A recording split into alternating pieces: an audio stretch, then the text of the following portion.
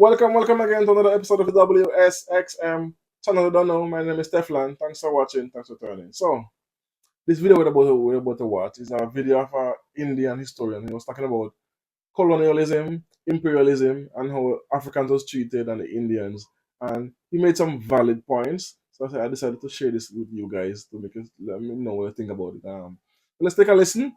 I'm gonna put my 2 cents to it after, but take a listen, then we're gonna dissect it, and then if anything, let me know what you think about it in the comment section after the fact.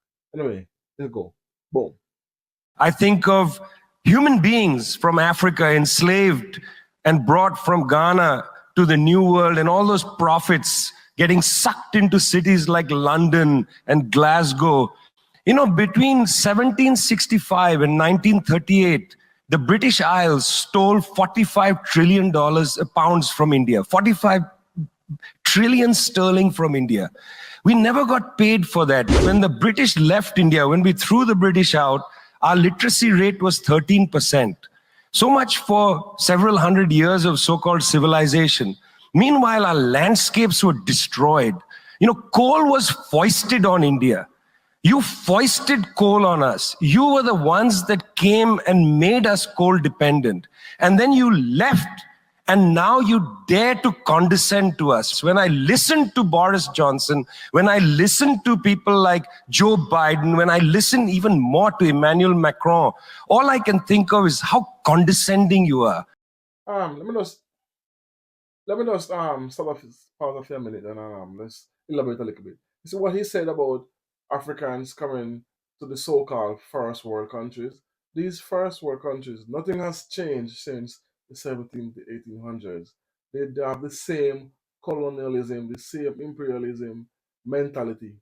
From, as he stated, the Boris Johnson from the UK, the Biden from the States, and Macron from France, and other countries as well. They are just doing it more covertly, and they are using their own puppets. Like they install their own people in certain strategic areas in African continent and in the Caribbean to make sure their interests are always aligned. So capital colonialism will never die until we as Africans, which includes the whole African continent and the Caribbean diasporas, and some South African, some South American countries, like the Spanish speaking brothers and sisters that we have over there, until we can stand up and break away from the capitalism, colonialism, imperialism mentality. The Bob Marley said it best: free, we must free ourselves from mental slavery. And we have to do like what Burkina Faso, Mali, and Niger did, the three Sahel countries that break away, and they are now fully autonomous, independent, because they don't accept any money from the World Bank. They don't accept any money from the IMF. They don't accept aid money, and they buy everything they need from the money they generate. They don't borrow anything to buy any weapons to enhance the military, for the food product, they're enhancing the agricultural field and stuff like that. So this shows you that it can happen. It just need leaders to stand up with the people behind them and make it happen. But anyway, let's continue this video.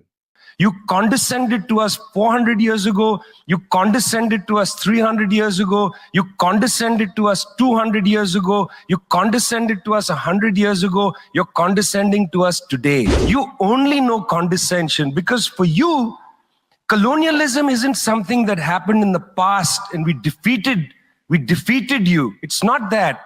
For you, colonialism is a permanent condition. And that permanent condition happens in two ways. There's the permanent condition of the colonial mentality. You want to lecture us. You want to tell us that we are responsible for all the problems because you'll never accept that you're the one principally to blame. You signed the Rio Formula in 1992 on common and differentiated responsibilities. You like the common part. You like the common part. You like to say we're all in this together and so on. We're not in this together. The United States, 4-5% of the world's population, still uses 25% of the world's resources. You outsource production to China, and then you say China is the carbon polluter. China's producing your buckets. China's producing your nuts and bolts. China's producing your phones. Try to produce it in your own countries and see your carbon emissions rise. Let me just stop it there quick again. What he's saying is, when you see the American government and the French government or the European government, when they hear they say that we're all in this together, it's abundantly clear that they're lying because they are not, because they have been robbing the resources from African nations and Caribbean countries and putting us in debt and make sure we're destabilized and make sure we get loans that we cannot pay because the interest rate is so high. So colonialism is so rampant that we don't even see it's so covert anyway. And as he said, America export all their manufacturing companies to China. And then they, as he said it perfectly, then they tend to blame China for carbon pollution and also the African continent and also the Caribbean countries.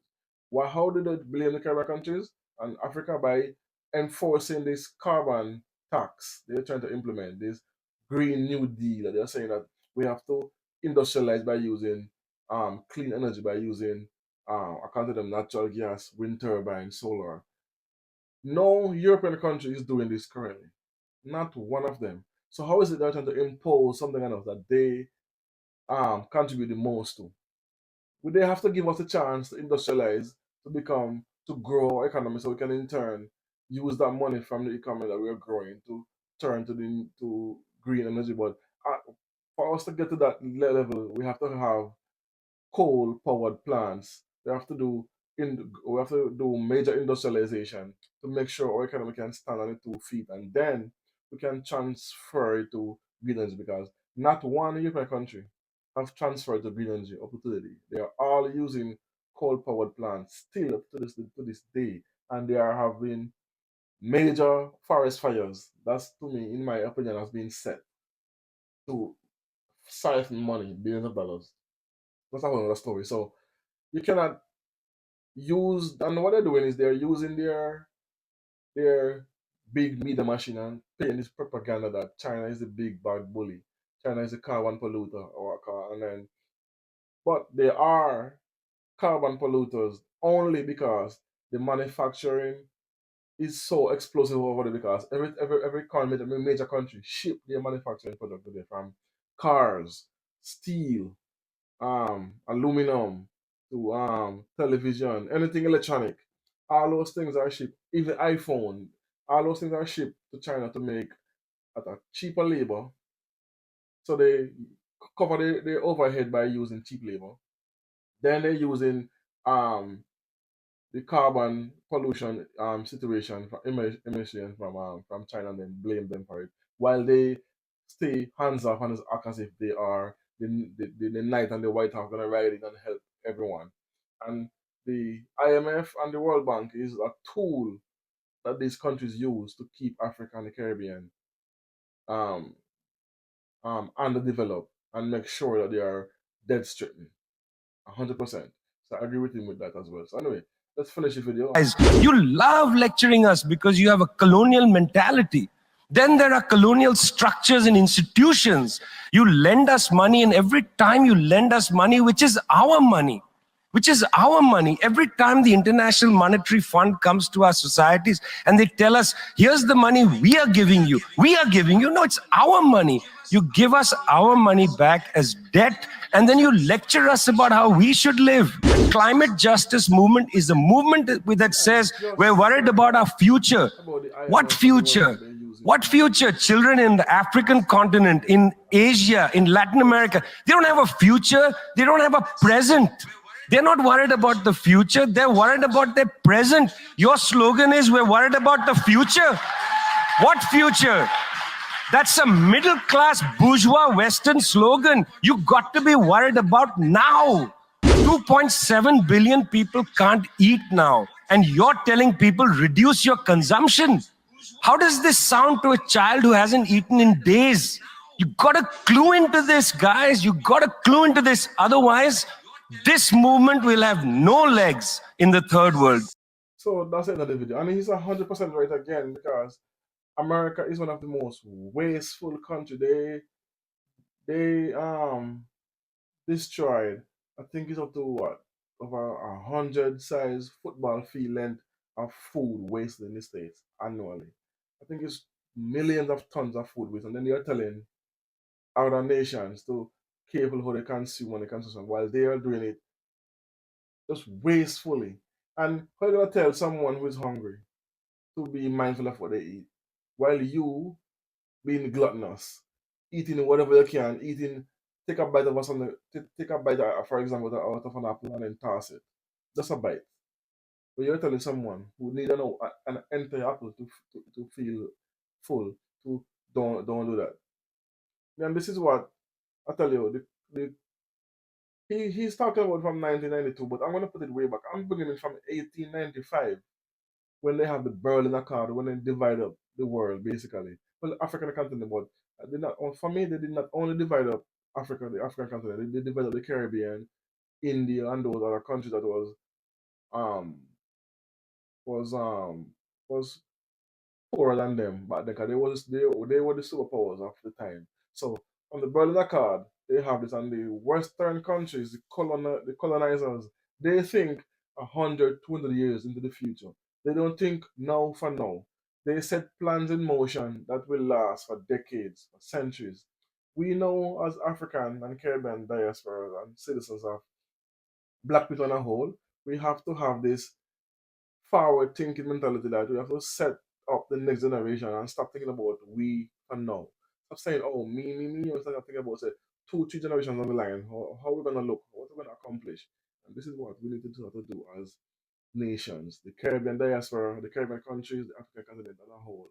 As I said, we have the Sahel nation who's actually doing this now. They are putting plans in place now to benefit the citizens 100 years from now. And that is what we need to do as a people. Stop this I don't want you to surpass me. This crab in the barrel mentality then that you must not have you must not have more than I, or I don't want you to see you prosper. So I'll do everything to make sure that you don't. And they instill that in us as well. We have to break away from that mental slavery before we can even think about prospering and looking two, three generations down the line to see what we're gonna accomplish. So let's hope we can start follow the Sahel nations, Sahel countries who are doing this and putting this in effect and get rid of some of these puppeteer presidents, including my Prime Minister Andrew Holness from Jamaica. He's one of those puppeteers, puppet puppeteer that is doing and dancing to the tunes of whatever the West and other nation um who is serving to dictate what he do for Jamaica. So how is it you becoming a millionaire while in Parliament, having homes in America, $1 million homes, and what about your people who are struggling daily? You're not putting in things in place for them to succeed. Instead, you're trying to make yourself succeed, and that we have to break away from that. You have the Nigerian president Tinubu is doing the same thing. President Ruto from Kenya is doing the same thing. Benin president and the Ivory Coast president. All these presidents, majority of them, they're doing these. Um, what am I saying? Put it now? They are bringing us 5 steps back when they should be 10 steps ahead, because they are serving their masters instead of serving their people. Anyway, what are your thoughts on this? And what this Indian history of? I don't know his name. Is Vijay Prashad. It's a very I don't want to mispronounce his name, but Vijay. Anyway, but he's a brilliant guy, and I like some of what he speaks about. I'm just gonna share this video with you guys, and then let me know what you think about him. Tell a friend, like, comment, share.